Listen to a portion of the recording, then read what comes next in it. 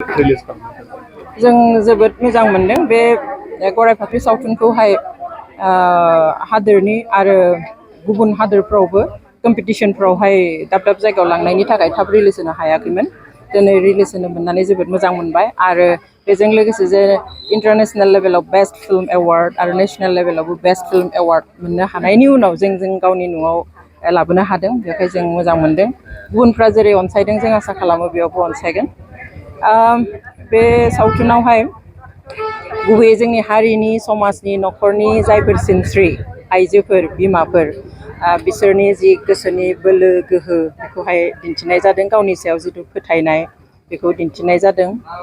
बर' आइजोफोरनि मुङै डेडिकेट खालामनाय जादों दिनै जोंनि गेजेराव जिफोर समाजाव जानाय माखासे जेंना न'खराव फैनाय जेंनाफोर आरो पार्सनेल लाइफफ्राव गावबा गाव जिउआव फैनाय जेंनाफोरखौबो माबादिहाय आइजोफोरा ज' जानानै बेखौहाय सुफुंनो हायो बा सल्भ खालामनो हायो बेखौ दिन्थिनाय जादों आरो लोगोसे बे नङा जे बे आइजोफोरा जायखौ बेयाव गराय फाख्रि मुं होदों बिसोरो समाज बेरेखा नङा आरो हौवा मानसिनि बेरेखाबो नङा नाथाय जायखिजाया समयसानि थाखाय हौवा मानसिखौ नेबाय थाया समाजखौ नेबाय थाया गावसोरनि फोथायनाय गावसोरनि गोहो आरो गावसोरनि साहसजोंनो बेखौ सुफुंनो थाखाय आवगायो आं सानो बियो जोंनि आइजोफोरनि थाखाय मोजां मोनसे गोहो होगोन रायजो राजाफोरखौ मा खावलायहरनो जों दुलाराय बर' रायजो राजाफोरखौ खावलायगोन जोंहा दिनै क'क्राझार गल्ड सिनेमायाव होबाय दिनैनिफ्राय सप्तासे सोलिनांगौ बिनिख्रुइ बाराबो सोलिगोन होननानै जों आसा खालामदों आरो जों लुबैदों बेवहाय बे 2टा बाजानि श'ल' नङा इभिनिं श'बो खालामना होयोब्ला गोबां साख्रिआवलाफ्राबो नायफैनो हागोन कलेज इउनिभारसिटियाव फरायनाय जोंनि फिसाफ्राबो नायफैनो हागोन बे जोंनिफ्राय खावलायनाय थागोन लोगोसे दुलाराय रायजो राजायानो जाहाथे फैनानै जोंनि बे फिल्मखौ आइजोआनो लिरदों आइजोआनो डिरेक्सन होदों आइजोफ्रानो गासिबो बेयाव रल लादों बेवहाय मोनसे थुलुंगाबो होगोन आरो नायनानै आथिखालाव जि सोलिबाय थादों समाजनि माखासे सोलिफुनाय जेंनाफोरखौ बेयाव दिन्थिनाय जादों जाहाथे बेफोरखौ नायनानै बयबो रंजानायजों लोगोसे सोलोंथाइबो लानो हायो बेखौ आसा खालामो बेवहाय बयबो जाहाथे लैहोर लैहोर क'क्राझारनि गल्ड आरो बङाइगावनि इउनिभार्सेल टंलानि साया आरो बिश्वनाथ सारियालियाव पाभै आरो गुवाहाटियाव मोननै हलाव दङ बयबो जाय जेराव हायो बेयावनो थांनानै नायफैनो थाखाय खावलायबाय बयखौबो जोंनि सावथुना गराय फाख्रिया कमप्लिट जानाया दायो 10 माससो जाबाय थांनाय बोसोराव कमप्लिट जादोंमोन आरो अगस्ट मासाव बेनि उननिफ्रायनो गोबां फेस्टिभेलफ्राव थांगासिनो फिल्म फेस्टिभेलफ्राव माने माबायाव इण्डियानि भितराव आरो इण्डियानि बाहेरावबो बिराद अननाय मोनदों जों बिराद थुलुंगा मोनदों एवार्डबो मोनदों गोबां best film best director best sound designing best art director गुबुन गुबुन जोङो एवार्ड मोनदों नाथाय सबनिख्रुइबो गोदोर एवार्डआ जागोन जोंनि थाखाय जागोन जुदि जोंनि रायजोफोरा जोंनि लकेल बर' रायजोफोरा एबा आसामनि रायजोफोरा नायगोन होमबा बेसो जोंनि थाखाय साबसिन आरो देरसिन एवार्ड जागोन आरो दिनै रिलिज होबाय 14th आरो आसा खालामो रायजोफ्रा मोजां मोनगोन आरो हलाव फैगोन नायगोन नायबाय थाबासो बिसोर दोनबाय थागोन आरो हलाव जोंहा बिराद चेलेन्ज दायो जोंहा रङियायाव जों होनो नागिरदोंमोन रङियानि मालिकआ बुंबाय जों बर' सिनेमा लागाया होननानै लागायासै दा बे रङिया ओनसोलनि मानसिफ्राथ' आंखौ फन खालामनानै मेसेज हरनानै सोंगासिनो रङियाव मानो होआखै आब' रङियाव मानो होआखै बिसोर गावसोरबो लकेल मानसि हिसाबै जुजिनांगोन हलनि मानसिफोरखौ हमनांगोन मानो बर' सिनेमा लागायनो हाया नोंसोरो जुदि बर' सिनेमाया आसामावनो रिलिज होनो हायाबा माने हलफोरा लागायाबा बबाव जों जायगा मोननो बर' सिनेमायाथ' जेनेबा केरेलायाव लगायजाया दिल्लीयावथ' लगायनाय नङा नेपालाव लगायनाय नङा सिनेमा हलाव बर' हल जेब्ला माने बर' सिनेमा जेब्ला बर'लेण्डआव एबा आसामावनोथ' लागायनांगोन ना थ' बेखौ हलफोरा बुजि मोननांगोन आरो लकेल मानसिफ्राबो हमनांगोन बिसोरखौ बर' सिनेमा लागायनो थाखाय आरो नै इउनिभार्सेलावबो दिनै एसे टेकनिकेल प्रब्लेमनि थाखाय खिथिनो हायासै होनना बुंदों गाबोननिफ्राय खिथिगोन होनना बुंदों आरो जोङो नोंथांमोननि थ्रु बेखौनो खावलायनाय हरो जाय दर्शकफोरा जाय नायग्राफोरा बेयाव इउनिभार्सेलाव फैबाय थांफिननांबाय जों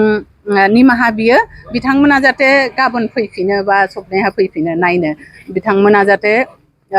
माने गोसोआव दुखु मोना आरो दिनै नायनो मोनिखौ जों गराय फाख्रियाव हौवा मानसिफोरखौ जों नुनो मोननाय जायाखै बेनि गेजेरजों मा फोरमायदों जों जास्ट मोनसे गोदान दिन्थिनो थाखाय बेखौ खालामनाय जादों जोंहा जेबो बेबादि अरिजिनेल प्लान गैयामोन नाथाय जेब्ला जों लिरबाय थादोंमोन स्क्रिप्टखौ एबा कास्टिं खालामबाय थादोंमोन ओमफ्राय बे जास्ट क्रिएटिभ डिसिसन आरो मोनसे ना सोरजिलु मोनसे माबा लामा बेखौ जोङो माबानाय जाबाय एक्सेप्ट खालामनाय जाबाय आरो बे हिसाबैनो जों सानबाय जुदि हौवाफोर गैयाब्ला बिथांमोननि भइसखौ बाहायनानै बिथांमोननि पिक्चार बाहायनानै आरो बिथांमोननि हौवा मानसिनि जिथु डमिनेन्स जोंनि समाजाव बेखौ फिलखौ बाहायनानै जों एफेक्टिभ स्ट'रि टेलिं माने सल'बाथा खोन्थानो हागोन ना हाया मोनसे जेन्डारजों बेखौनो जोङो टेस्ट खालामनायबाय आरो आसा खालामो नोंथांमोना मोजां मोनदों मानोना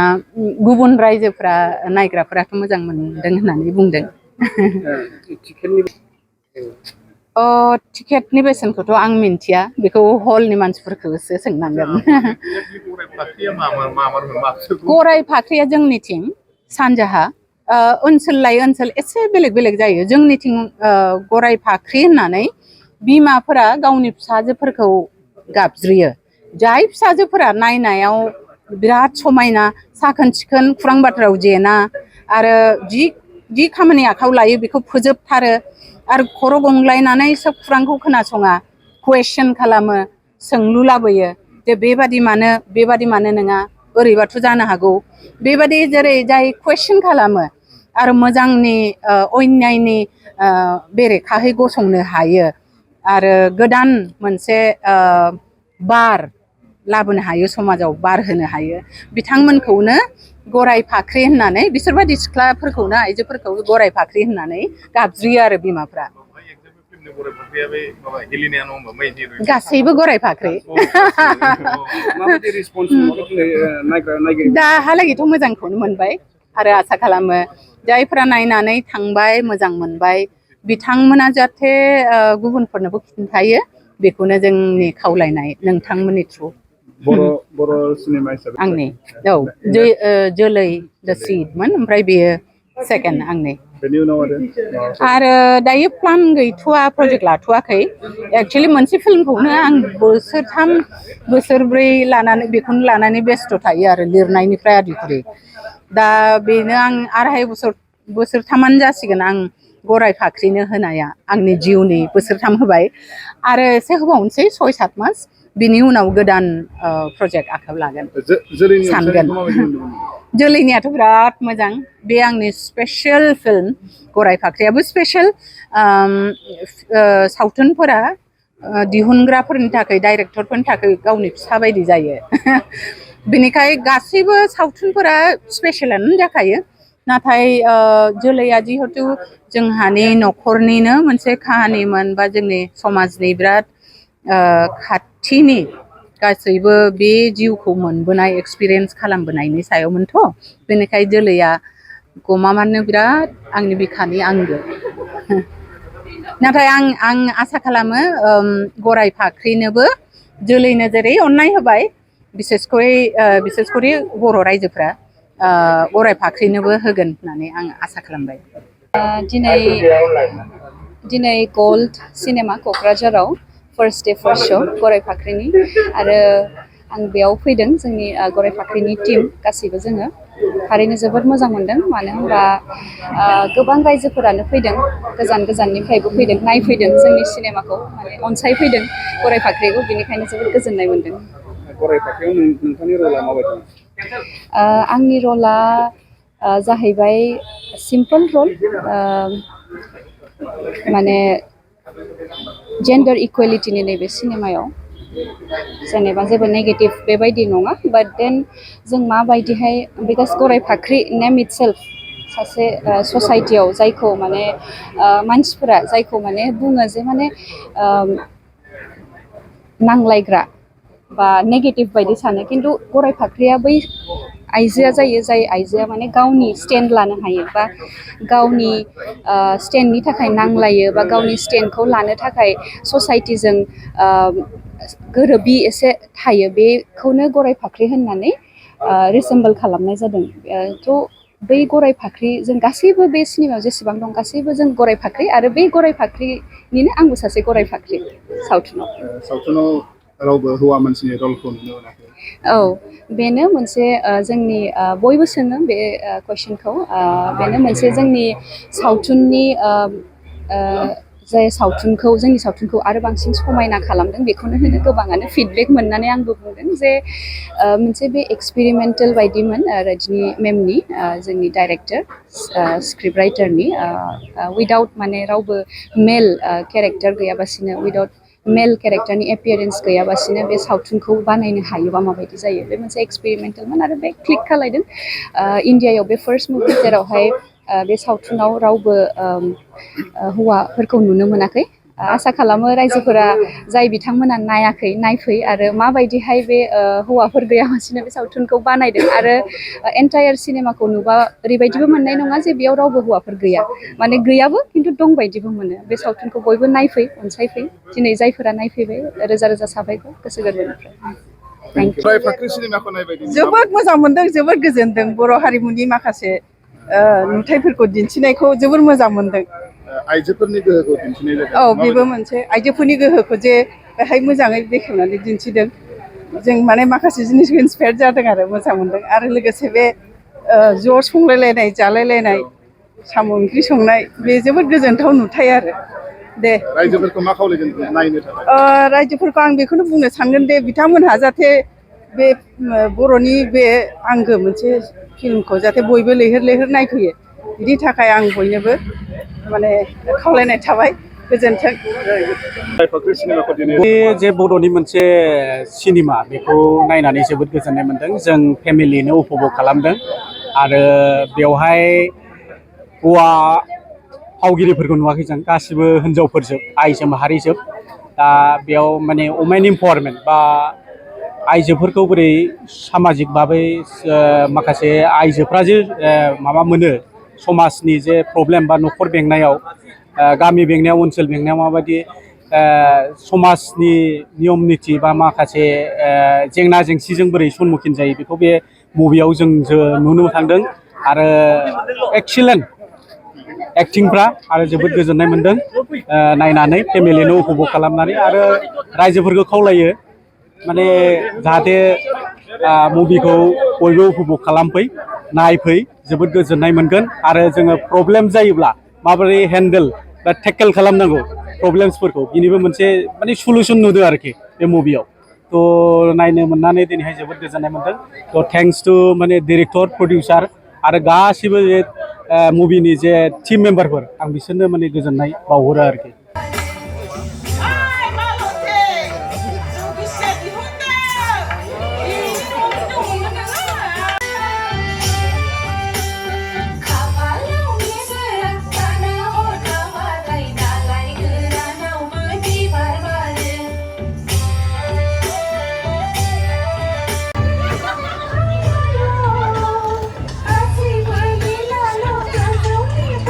दंखायोआनोसै थार लामाखौ फोरोंग्राया नोंनो गोसोनि फोरोंनाय मादै हामबायसै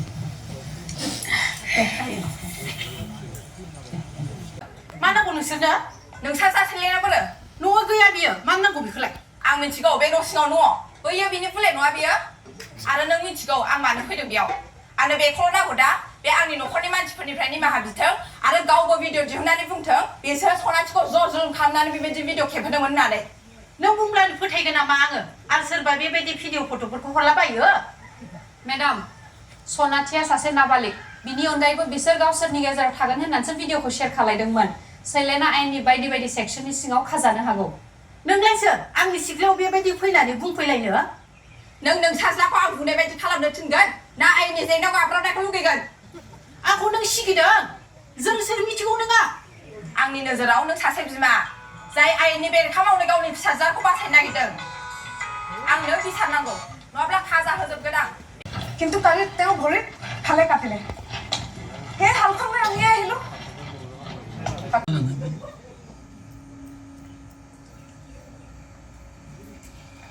बेबादिनो 14 बोसोर सिगां सानसे हराव बिसोरजों आंबो जिनाहारि खालामजादोंमोन।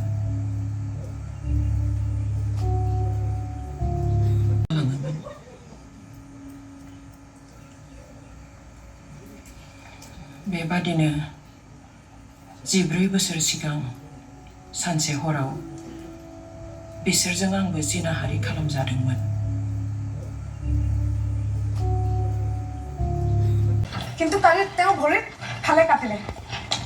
हे हालखांबाय आंनिया हेल' आंथ' दंखायोआनोसै थार लामाखौ फोरोंग्राया नोंनो गोसोखौनो फोरोंबाय मादै हामबायसै मा नांगौ नोंसोरनो नोंसा जासेलेना बोरो न'आ गैया बियो मा नांगौ बेखौलाय आं मिथिगौ बे न' सिङाव दङ बैयो बिनि बुलेट नङा बियो आरो नों मिथिगौ आं मानो फैदों बेयाव आंनो बेखौल' नांगौ दा बे आंनि न'खरनि मानसिफोरनिफ्राय निमाहा बिथों आरो गावबो भिडिअ दिहुननानै बुंथों बिसोर सनाथिखौ ज' जुलुम खालामनानै बेबायदि भिडिअ खेबहोदोंमोन होननानै नों बुंब्लानो फोथायगोन नामा आङो आरो सोरबा बेबायदि भिडिअ फट'फोरखौ हरलाबायो मेडाम सनाथिया सासे नाबालिग बिनि अनगायैबो बिसोर गावसोरनि गेजेराव थागोन होननानैसो भिडिअखौ शेयार खालायदोंमोन सैलेना आयेननि बायदि बायदि सेक्सननि सिङाव खाजानो हागौ नोंलाय सोर आंनि सिथ्लायाव बेबायदि फैनानै बुंफैलायनो नों साज्लाखौ आं बुंनाय बायदि खालामनो थिनगोन ना आयेननि जेंनायाव गाब्रबनायखौ लुगैगोन आंखौ नों सिगिदों जों सोर मिथिगौ नोङा आंनि नोजोराव नों सासे बिमा जाय आयेननि बेरेखा मावनो गावनि फिसाजोखौ बासायनो नागिरदों आंनो बिसार नांगौ नङाब्ला खाजा होजोबगोन आं